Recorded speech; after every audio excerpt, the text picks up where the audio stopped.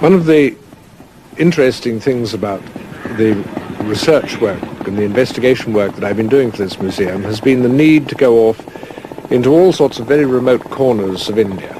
The Rajasthan desert, for example, held out the prospect of finding a special class of 5 locomotives. I had reason to believe that some of the engines that were there had now disappeared or were laid aside, so I wanted to go and investigate for myself what in fact was still working there. What a place is India for the engineer. Not only huge, but hostile. Rivers to be bridged, jungles to be cut, mountains to be tunneled. Nothing is easy in India, but it gets done.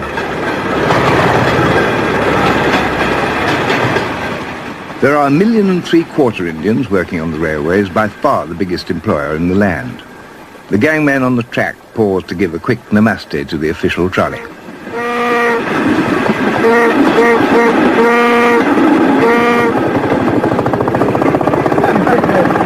Well, you know, we have to give them they have priority.